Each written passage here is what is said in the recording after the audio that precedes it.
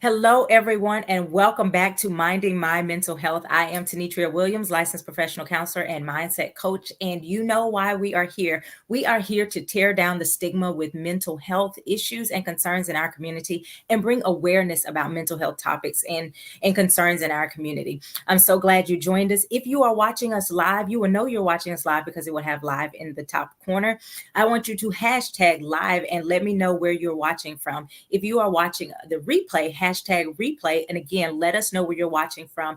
Take this time to share this broadcast with your friends, your family, share it to your story, to groups you are allowed to share to, because we are talking about a very, very important topic today. One that's unfortunately really needed in our society. And we want to shed some light to that, but also give some hope that there is hope, there is victory in this situation, right? And so again, make sure you're sharing this. Our topic today is dealing with domestic violence.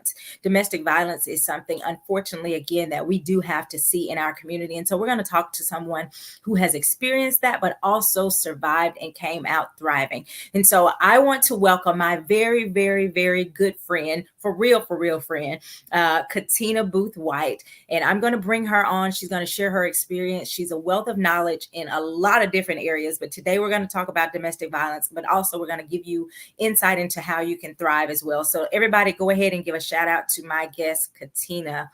Welcome, Tina. Hi, how are you doing, friend? I'm good, friend. That's good. Good to- I'm so excited to have you. It's funny because you're so well versed and so smart in so many areas. I was like, I want to bring Tina on, but I don't even know where I want to bring Tina because you can talk about a lot of different spaces. So I'm gonna go ahead and say there may be another time that I want you to come back. And it may be totally unrelated to what we're talking about today because you are a wealth of knowledge. So again, thank you very much. You're welcome. Again, everybody give a shout out to Tina. Katina and I were roommates back in college, so we go Yes, back like way a back, long, long time. So long time. um, we're going to go ahead and jump into this topic. I think it's really important. If you look at statistics, you will see that domestic violence is very rampant, and it's not anything new. This is not like a new phenomenon. We can go back and you'll hear stories from woo, the beginning of time, really.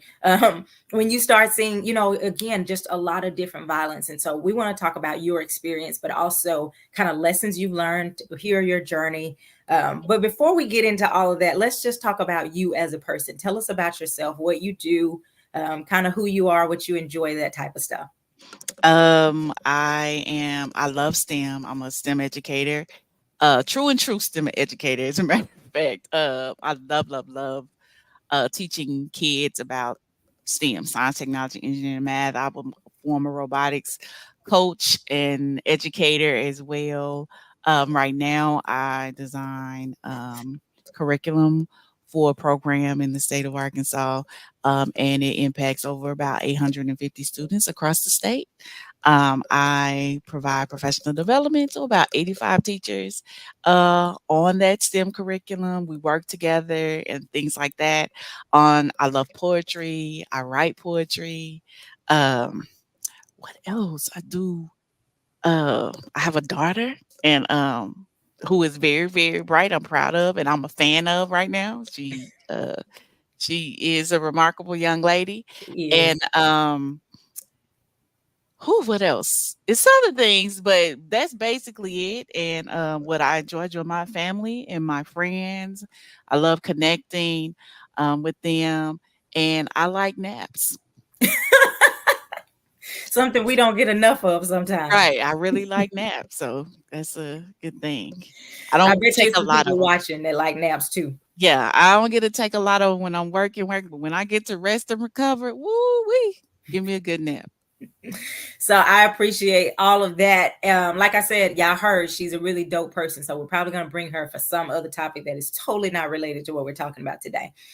So Tina, tell us again, we're talking about domestic violence. Tell us about your experience with domestic violence. I experienced domestic violence with my child's father. We were together about 5 years off and on. Um, and it was deeply impactful. it was a lot of trauma, a lot of Mhm. emotional, mental abuse occurred as well. But it was a traumatic. I didn't know how impactful and how it would change me internally by being in that relationship, and probably until the last year and a half of being able to see like, dang, it really did Yeah. impact me in a major way in how I move and operated after that. Yeah. Tina, so are you saying you really saw it after you were out of it, how it impacted you, or could you tell even After in the moment? I could tell in, but I really thought that once I got out that the effects were gone. Mm. And I But think that's a lot. A lot of people don't recognize trauma. We're surviving when in the middle of it. It's right, almost after you get out, you start to see those impacts are there, but you can start to see, whoa, you that absolutely went deep. that went deep, and you don't Mhm. really realize it until something happens or something is I hate, we use trigger a lot, but something is activated and you Mhm. respond and you're like, I don't know where that came from.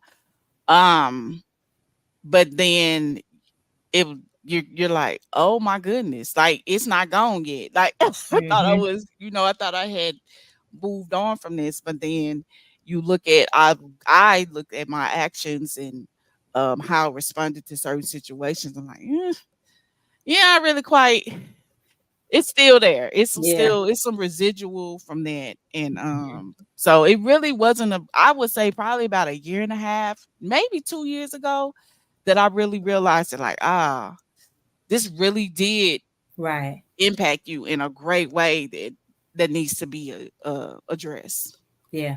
So when you look back, what were some of those maybe red flags when you were dating before there was ever any physical abuse? What were some of the things that you say? Again, when we look back, hindsight is 2020. You go, oh, he showed this sign, but I missed it, or I attributed it to something else. Can you share what were some of those flags that you feel like I kind of overlooked that or missed it, or Oh, whatever? oh my goodness. I think when we first started dating, it was we moved into a relationship really, really fast. Mm. There was pressure on his end. And I had just really gotten out of a relationship probably 3 months prior to us being in a relationship. And he was I'm like, I'm not really ready. Mm-hmm. So right there was and even when I articulated that, there was still pressure and coercion that I didn't even think about, that I knew internally I wasn't ready to be in a relationship. At that time, this was moving really fast for me. Mm-hmm. And it was pressure, there was pressure on his end to go ahead and get into a serious relationship when I knew I wasn't ready. And I just broken up from somebody with Yeah. somebody 3 years, 3 months prior to that. So that was the first sign, the rush to get into a Yeah. relationship really, really soon. And I ignored that. And then there were in the early signs, it was, he took my keys and threw my keys down the street, just I Mhm. don't want you to leave. Or there was a time he snatched my phone out my hand because he thought I was cheating on him or something like that. But those were the early signs. Maybe a few things, dynamics with his family that I hadn't met his family like that. And Mhm. there was one particular incident that I distinctly remember. We went to go visit like his sister. Um, and she had introduced him to this girl prior to him dating me, right? And and I noticed her face. She didn't say anything, but I noticed her change her face when he mentioned that girl, whatever. And then found out that that girl had called the police on him Mm.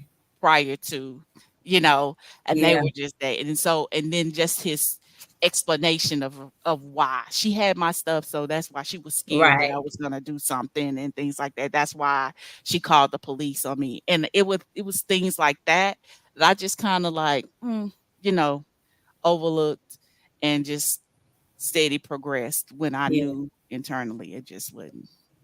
I think that's a huge thing. And I actually was just having a conversation with just a friend of mine earlier today. And we were talking about how many times we will push down the discomfort we have.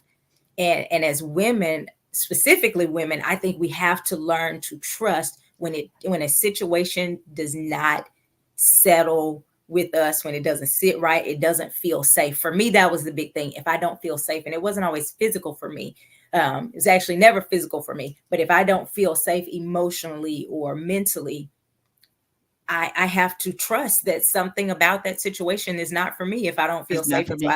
I'm glad you could Absolutely. recognize, you know what, I pushed it down, but I knew I wasn't ready. I knew I wasn't ready. I knew Hmm. this wasn't quite right what it should have been. I knew. I didn't have an explanation for it, but I knew. I knew. Yes. Go ahead Mhm. and put that in there. You have to trust your knower. Put Yeah. that in the comments. You have to trust yourself in that sense, right? Mhm. Tina, you mentioned some things about how it impacted you and you saw the impacts on your mental health after the fact. Can you talk Mhm. about some of those impacts and how they showed up? One, it was the trust in man, and the trust in self that um that it won't happen again. How do I know and how do I trust myself I'm gonna make a better decision? Yeah. And then there was some rage. And the rage is what Yeah. I wasn't anticipating. That was rage of if a man, if you raise your, I'm popping off like Mm, fast. Like it was very intense. Multiple, yeah, you getting cussed out big time. And that I didn't recognize that rage. And then also when I used to talk about the incidences that happened, it felt like it was still I was in that moment. mhm. And I didn't realize how I was responding when I would talk about those situations. And then it was, oh, okay, you're impacted deeply by this because you still feel like you're in that space Yeah. with him. And the rage came from, even with, having sometimes interacting with him in particular, there was I'm not scared of you no more. I will hurt you, Mm, you know. And it was very serious yeah. and mean it, and I'm like, yeah, you can't keep walking around with this because Did it one of just show up with him, or was that with everybody? Like nobody else is with gonna hurt me, kind of thing. it was everybody, but Hmm. not even giving everybody the chance to even get there. Mm, If I trusted myself that that I could make the right decision, but the rage was definitely there. And when I would explain situations or certain things, I would hear things that would happen to even celebrities. I'm like, and I would tell people like it happened. It happened. yeah. And then they're like, how do you know? I'm like, I remember this. And I could very well Mm, see myself and how I responded during yeah. that time. And then with him, like, you won't, I'm not afraid anymore. So So yeah. did your family know anything that was happening in during the relationship? No, not to the extent that um my mom would see. She saw some stuff, but she didn't know. Mom, I'm really just now telling my mom, my friends and family about things that really did occur. And they're like, dang, Mhm. I really didn't know. They knew I've sprinkled a little bit of here and there, but to the extent of him pulling guns out on me and stuff like that, Mhm. they were like, they had no idea. They had no idea. Can you talk about the weight of trying to keep that from people you love? Like that's got to have its own, you know, set of stressors. Well, in the relationship, it is very stressful to put, because you you don't want to put them in harm's way, right? Because this person is a straight up fool, right? and and And like I know my family can act a Mhm. fool too. So it's like in a way, it felt like I was protecting them Mhm. because I didn't know if I was necessarily done at that moment because I Mhm. was, trying to, well, this is what's going on with him. This is what's going on with him. Right. I need to be here for him for that. And then it was uh the connection and the bond that I had with him or something, the dynamics. You get Mhm. caught up in that whole cycle, the cycle of abuse. But it was definitely there was pressure to protect them and then pressure to protect him at the same time. Right. So yeah, it, was about to lose my mind. Yeah. That's basically how I could say then. Now I'm just not really telling people what Mhm. happened. And it wasn't that throughout the years,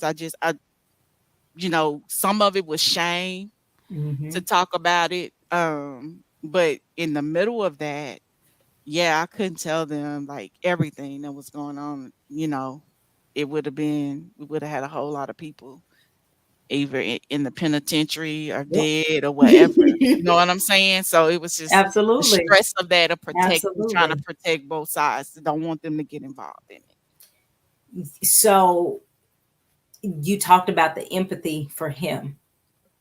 And I think a lot of people don't understand that part. Um, it's like you heard a different story. The rest of us, people who love you, hear he did what? You get out and you run, like, because I'm about to come for you, right?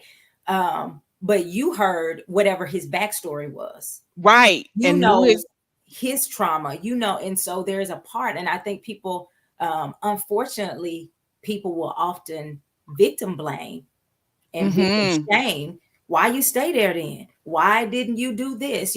All of those questions, when in Oh, reality, and that there is such a different perspective. And we could go into, the psychology of why someone would remain in an abusive relationship. But it's typically not they're stupid. It's I mean, obviously you're very intelligent. Um, right. very beautiful, like all of these things. So can you speak to what your mindset was as you were staying in that relationship? Oh, it went through two mindsets.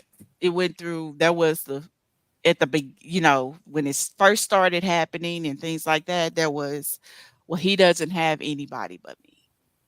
I'm the most sane, stable person he has. How does he improve? How does he get better without me? There was a thing that I Mm, could fix him or that I could say I can assist him. And then it switched to um well, nobody else wants me but him. mm. So at first it was he needs me, and then he's the only one who will want me. Yes. I know there has to be typically emotional abuse with the physical abuse. Yeah. What kind of things were you hearing that led to that mindset? It was one of, things that saying that, oh, you think you better than me. That was part of it. You think you're too good for me. It And were was you saying to prove to him that that's not what you thought? That's not what I thought. Like it Mhm. was trying to prove like, nah, nah, like I'm down for you. Like this is it. There was using that the all the accusations you call. I picked up weight, so it was just like, oh, and I had Mhm. already prior to still hadn't gotten over the low self-esteem issues and things like that. So I gained weight and I'm like, well, he the only one that want me. And like, Mm. so when I would, try to separate myself, I'm like, I'm not getting asked on dates and stuff like that. So it would be, I'm going back, because he the only one. This the only person that wants me. So that went from there. But it was constant, constant like accusations and, you know, my questioning my integrity of how I am in a relationship of you cheating on me. No, you didn't call me back. You must have had something. It was just all of that thing, all of those. questions and questions and questions and questions. It's just like, oh my gosh. And I was constantly trying to prove, like, what can I do to make him trust me? What can I do Yeah. to make him not be this way? What is it that I can do? And in reality, it was nothing. Right. And I think that that's important because it takes you from being the person that's being violated to feel like I need to make sure he doesn't feel violated. Right. And it's a Right. very manipulative So tactic. manipulative. They'll use, abusers will isolate. They'll Yes. use that verbal abuse of tearing you down physically or emotionally, all of that type of stuff. Um, so when you look back at it, what are the lessons you learned from that experience that could help somebody else that may be experiencing that? Oh my goodness. Boundaries, consent. I realized that there was when it to me, I realized it doesn't matter what what anybody's boundaries are and where they got those boundaries, they should be respected regardless. Mhm. A person's no is a no. And I realized at the beginning that he would violate boundaries, would violate my consent, and it would be more, well, why don't you do this, and it would be a push. Mhm. One example is the he was wrestling, and I said, "No, like, I don't want to Yeah. wrestle, like, you handling me hard, that hurts. No, no." And he kept doing it. And anytime that somebody violates when you said no, that should have been a deuce. I should have been out. When he took my phone, that should have been like, "Nah, you don't pay for this phone. No, you don't have authority to grab my phone, take my Mhm. phone, go through it. You just don't." Um, so those are things like understanding what consent and boundaries are and realizing when people are violating those and and how you set boundaries and knowing how to set boundaries. I didn't know how to set That's boundaries at huge. all, at all. So that would have been probably a wonderful thing to know. Mhm. Also understanding that what other people and how they respond to your boundaries has nothing to do with you. That's good. And I took that I would take how he responded to my boundaries and think something was wrong with me, right? Mhm. And Mhm. his issues were not mine to carry. It Go wasn't ahead mine and to say that carry. again. I want y'all to put that in the comment section. How they respond to your boundaries is not about you. It's not about me. It's not at all. And his issues, it Mhm. wasn't for me to carry at all. So to go in and try to fix somebody, I'm not a mental health profession and I'm not Jesus. Uh, I just not like those are things that I don't have the ability to do, and his things are his and not for me. It wasn't for me to carry or try to fix at all. But and then how he responded to me had nothing to do. Responding to my boundaries had nothing to do with me. You mentioned, Tina, that it was on and off. What was for lack of a better word, the breaking point for you to say it's off and I'm not going back? Because the statistics show, I think women leave, if I remember correctly, I think it was like 7 times Go before back. they You go actually back. You leave do. for good, or unfortunately some of them don't make it, Don't make it. but it's a lot. What for you was that final moment of there's no return back? Oh my goodness. If I told like I'd had a permanent restraining order on him and then I went back. Uh I got pregnant, terminated a pregnancy, then went back. It wasn't until I really got pregnant with my daughter that I was just like, can't do it. I can't raise Mhm. a child into this. And then I was in school as for to be an educator as well and learning about these developmental things with children. Mhm. And I'm like, yeah, nah, I can't do it.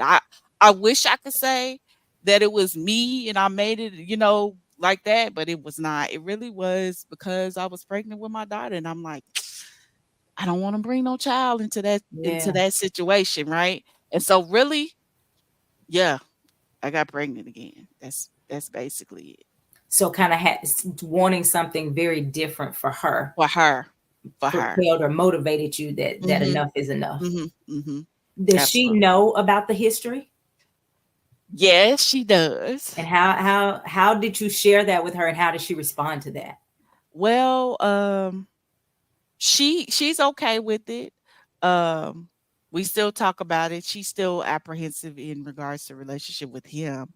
Mhm. He reaches out and he's trying to build that relationship with her, um, but she asked questions. I was open. I talked about permanent, putting a permanent restraining order on him at the Mhm. time and things like that. I've even discussed terminating the pregnancy, so she knows all about those Mhm. things, and very open anytime she has a question. But she is, she's okay. She's okay. She's awesome. She's better than okay. Mhm. Mhm. Yeah, Yes, so your child she's was doing pretty dope. amazing. Yeah, she's pretty dope. She is. Now, what would you say are some misconceptions about domestic violence? I think for me, it's the like what you were saying earlier, it's the people don't like I was blessed to have a family and friends that supported me. Mhm. They didn't excuse why I went back, but they would hold space for me like when you ready, I'm here. Yeah. Right? Um they wouldn't, shame me and like, why you doing that? So there were a few, individuals that did say, I don't understand.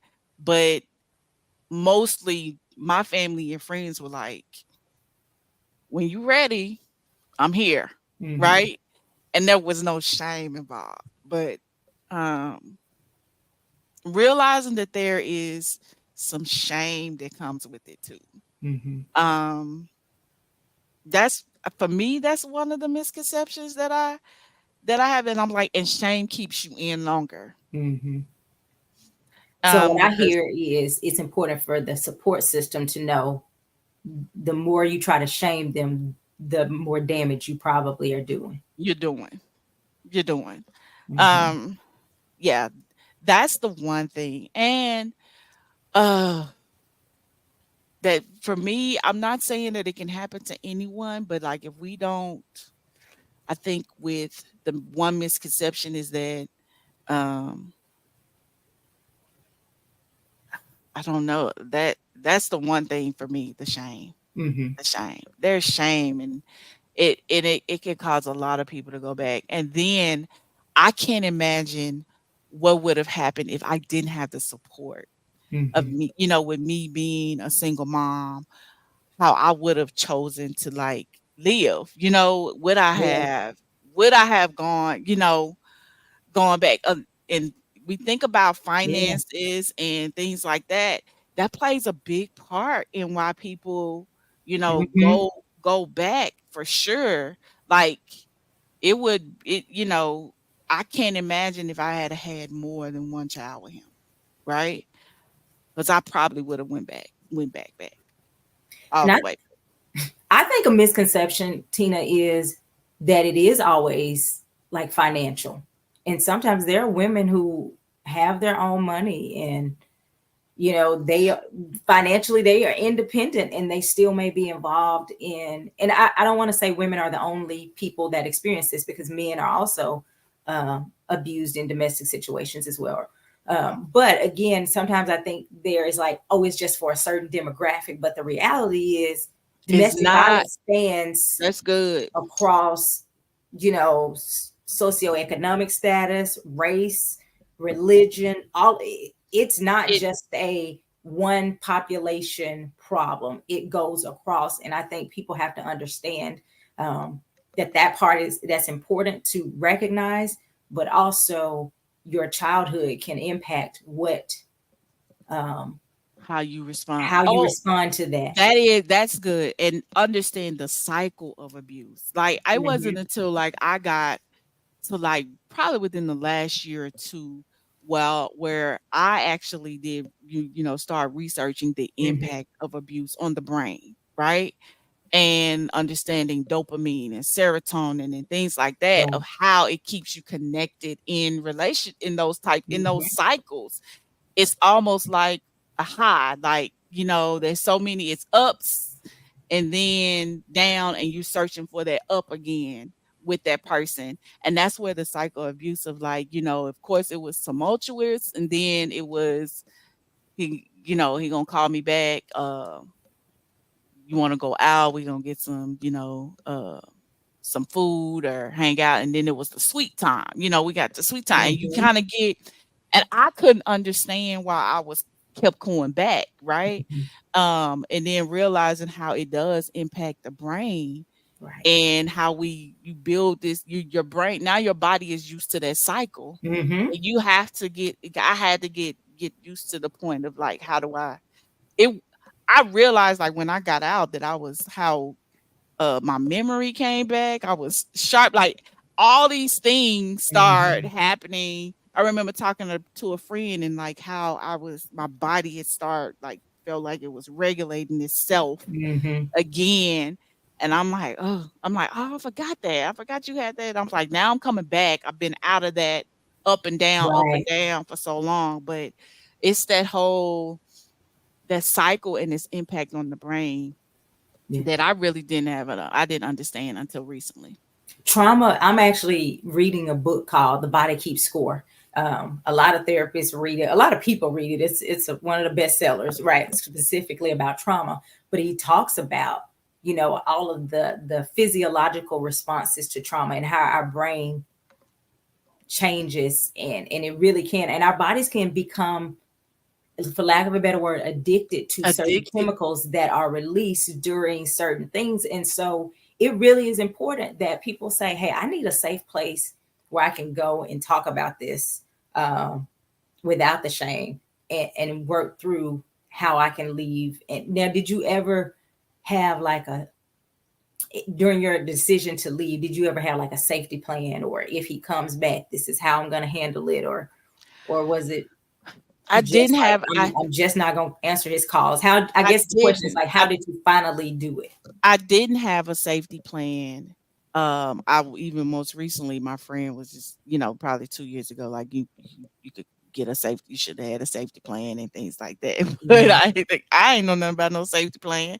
I'm just, I'm like, my thing was then is like, if you come over here, then uh I guarantee you I'm a child. I just was like, I'm a child of God. You're gonna die before you come over here. That's in my head. I'm just saying that was what that was. But I'm I just didn't. glad you're here with us. Yeah, I just made a decision, and then, I was staying with my mom at that time. So uh that was it, it was a wrap. He couldn't Yeah. step foot in that. And I just think, I was covered, but I did not have a safety plan at all. Okay. What you mentioned having a restraining order. Tell me about your experience with the legal system. Was it helpful? Was it more victimization? Like, what was your experience? There wasn't any victimization for me in particular. Um, but in reality, I mean, I really wish we could put up, like, notices to say this person has had uh 6 or 7 temporary or permanent restraining orders against them. Mm. You get Like, what I'm what saying? I hear then is like a child abuse registry, like a Yeah, domestic like violence a abuse registry. domestic violence registry. Cause prior to me, he had like 5 or 6. I didn't even think about checking Mm. Pulaski County Clerk office and looking at, like, this person got a habit of doing these things. Yeah. So, I didn't even think about that. But I mean, he didn't show up when I filed the Mhm. temporary permanent, and I went to court. But really, a lot of abuse victims, what I looked, it was just a whole lot of temporary permanent restraining order. You have to go Mhm. to court again for the permanent Right. restraining order. And I just saw a lot of temporary and no permanent. But I think, you know, show up to court, and sometimes by that time they can probably get to sweet talking and stuff like Yeah. that, and you be like, I'm gonna let it go. Mhm. But even then, that didn't keep me away. Like when he called again, and it was like it was some time had passed, I was like, I still went Mm. back. Is there something that your friends and family could have said to make you leave sooner? When you look back, it's like if they would have told me this or if they had done this, it could have changed things for me. I'm trying to think if there's anything my family and friends could have done. Um, not during that time. It was I Mm-hmm. still had the belief that he could change, like, and That's the good. cycle, right? Um, and it wasn't until I saw that no matter what, this was with who he was going to be. Mm. And it's kind of like, I tried to explain it to my mom because like it's like being, I'm being with someone. I guess it's like being with someone that continuously cheats on you or whatever, and it's Mm-hmm. just cheating, right? Until you realize that this is who they are, you don't really make a move. Right, right, So I mean, family and friends could have, but I don't think my family and friends knew like the depth of what was right. actually happening. Um, I think when I at that time, if I was able to have a male detail, maybe, and they were like protective or whatever, maybe it would have changed. But I'm trying to think. I don't know if my family and friends could have said anything to Yeah. change my mind at that time because So of what I believed. right. Now you said maybe if I had a male.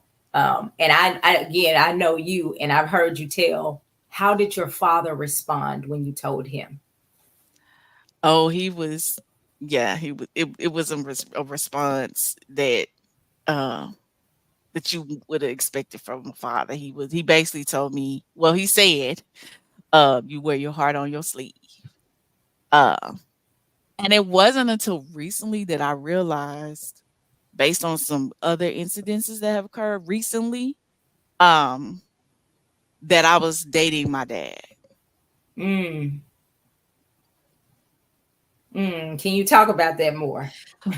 Based on, okay, so this incidents that I had with him recently, I realized that the tactics that he used were the same tactics that uh my ex used to use to get me back to listen, to have this conversation, when in Mm, reality it wasn't a conversation of accountability, it wasn't a conversation of apologizing, it was to try to sweet talk to make sure, and then not respect the boundaries in which I set.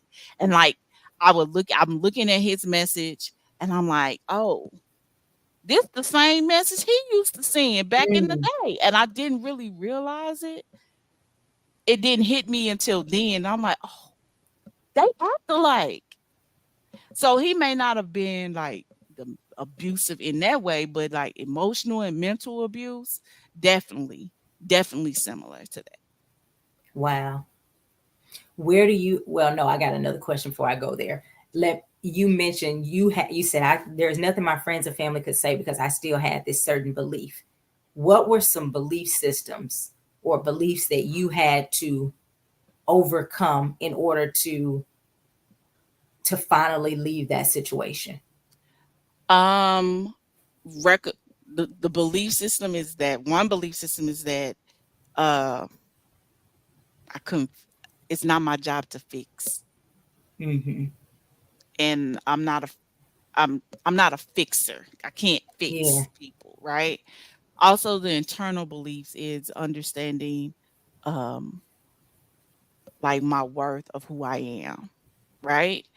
And not seeking external validation for that. Mm-hmm. That's a belief that I had to overcome about myself and who I am, my looks, all of that.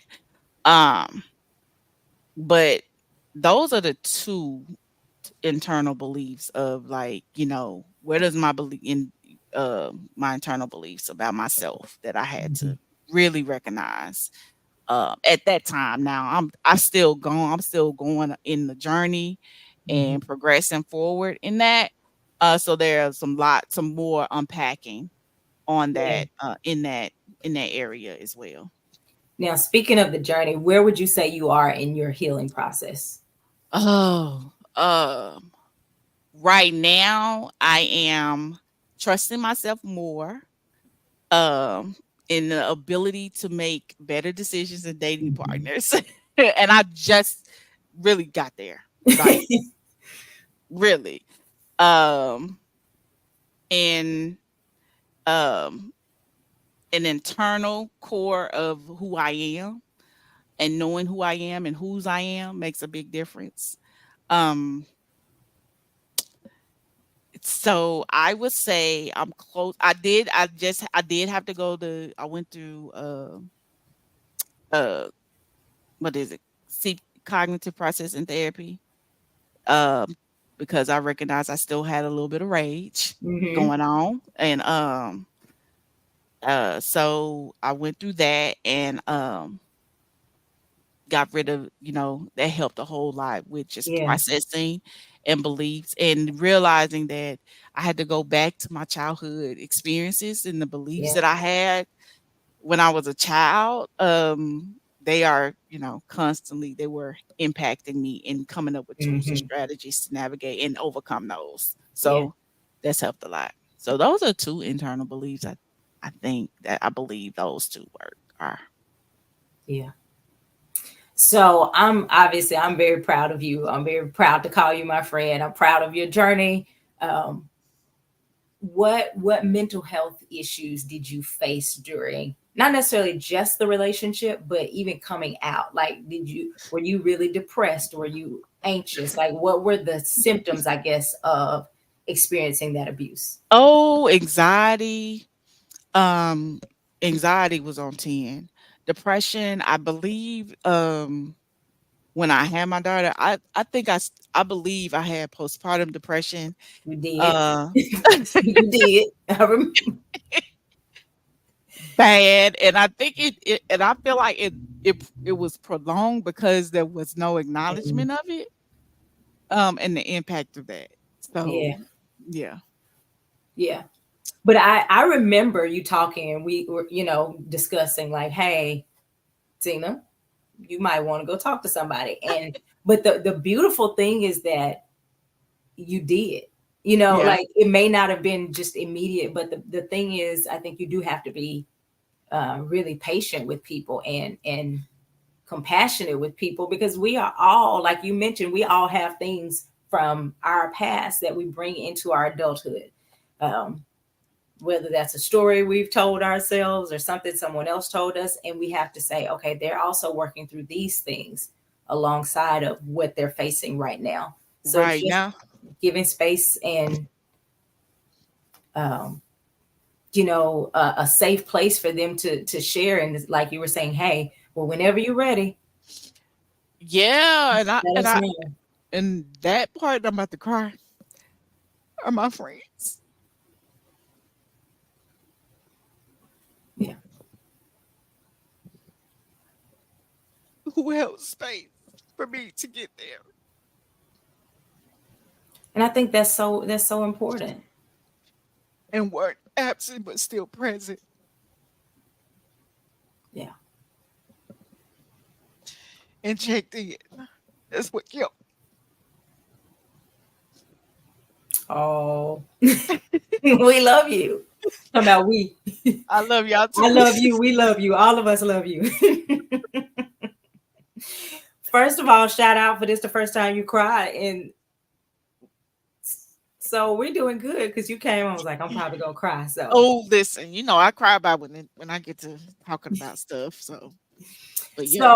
so Tina, what would you say as a society we can do better to support people in this situation?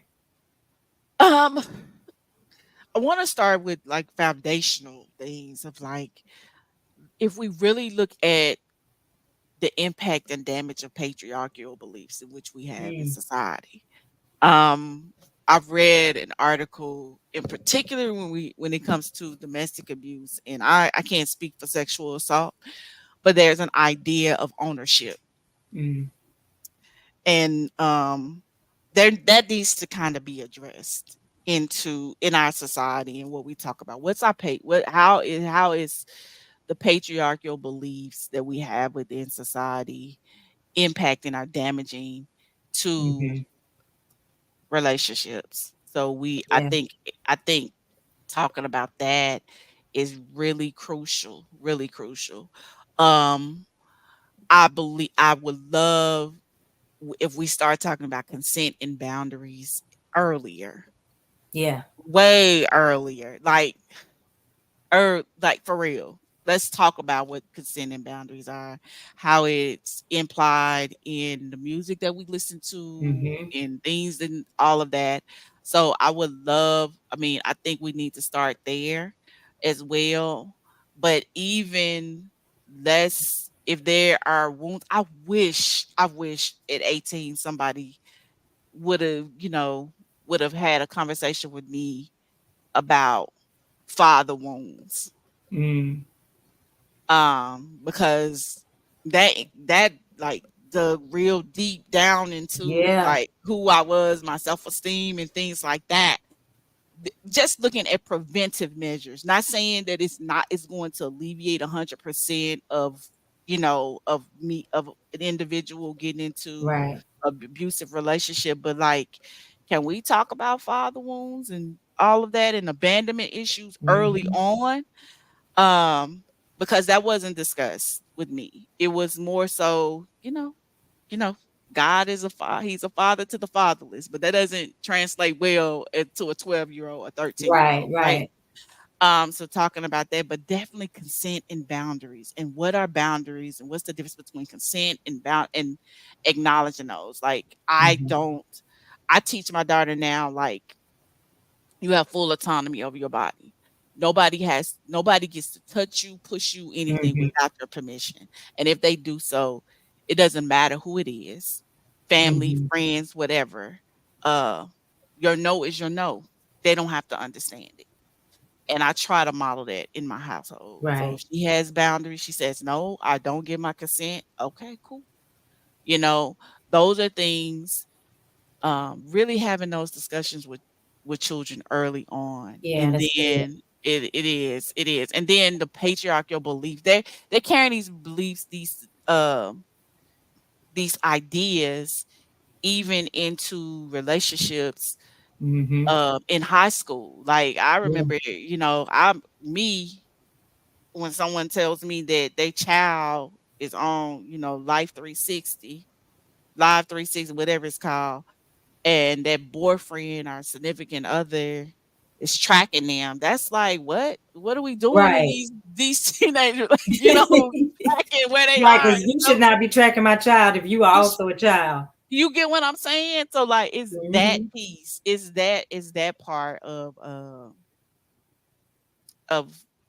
like, you have right. autonomy and you have boundaries, and if they don't respect those, then that's somebody you don't need to be with. But also tackling, I believe, the patriarchal system Yeah.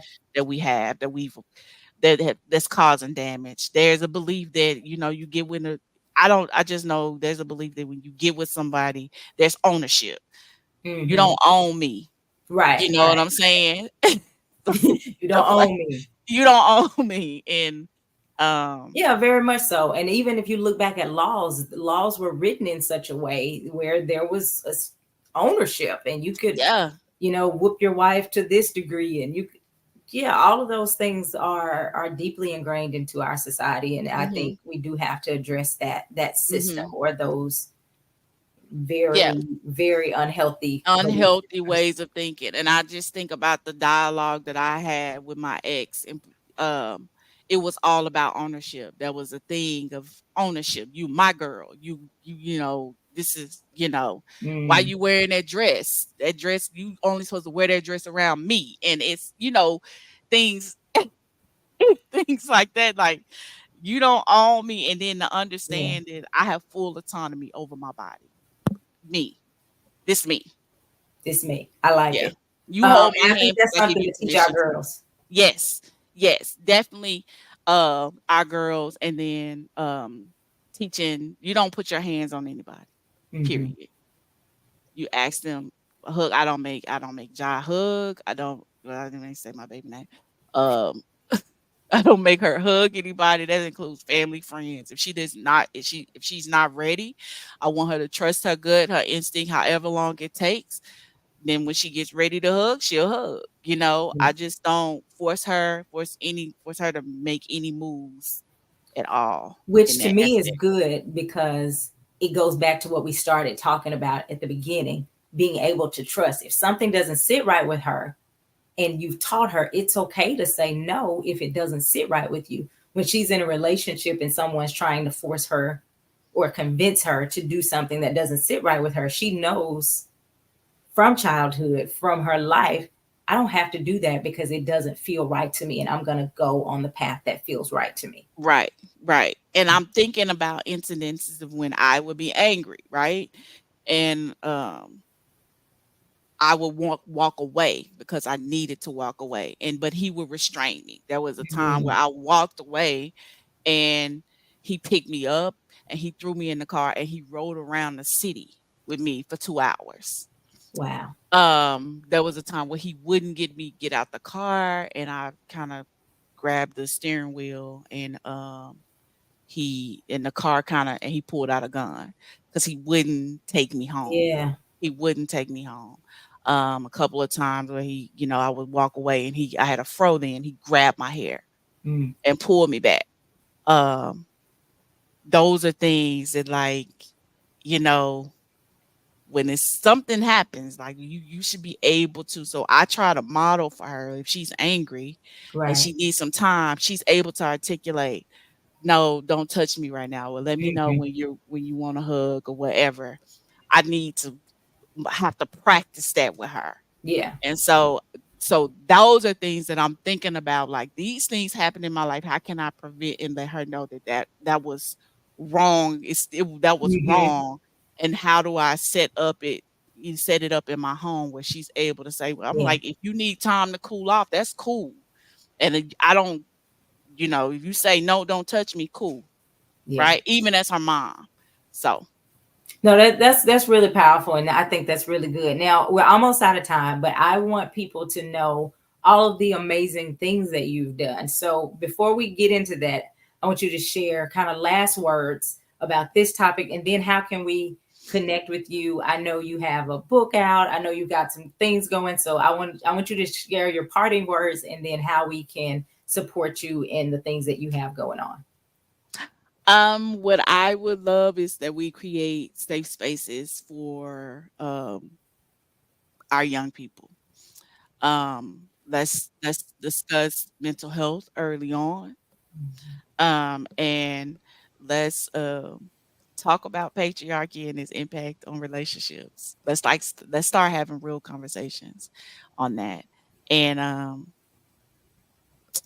therapy works, and trusting God in the process is going we're going to get there. You'll get there. All right. And if you are watching this and you say, I need a good therapist, I know one. Her name is Tenitria Williams. If you are my friend and I can't be your therapist, I can still reach out. I will help you find somebody that will be a good match for you. So if you are looking for therapy, reach out to me. Let me know how I can be of assistance. I do accept insurance in the state of Arkansas. So again, Blue Cross Blue Shield, Ambetter, and Qual Choice are my insurance that I can accept. So if you are need of therapy or anything like that, let us know. Or again, I can help you get connected with someone or find someone that is a good match for you. Because ultimately, we want to make sure that you are healthy. Now, Tina, tell us how we can connect with you. You can connect with me. I'm at K White at the K White at the diversitybooth.com. We have a book out. I'm a co-author of a children's book. It says STEM Looks Like Me. And I curated a Black sisterhood anthology called Dear Sis, I Love You. Those can be found. Nitra is going to, did I call you Nitra? It's okay. Nitra is going to share the link with you all, and you can reach me from there. Just you can go to katinawhite.com and you can see all the things that I do. So those 2 books and my website. That's it. And you said it's katinawhite.com. katinawhite.com. Okay. So we'll make sure we have that for everybody to be able to see and reach out to you. Thank you so much, Tina. I love you. I love you. You're welcome, friend. I love you too. I love you too. And I will see you probably very soon because I'm sure we'll have some stuff to do with the kids. So yeah. I'll see you. Thank you again, everybody. Remember that every week we will be right back here next Thursday with another episode of Minding My Mental Health.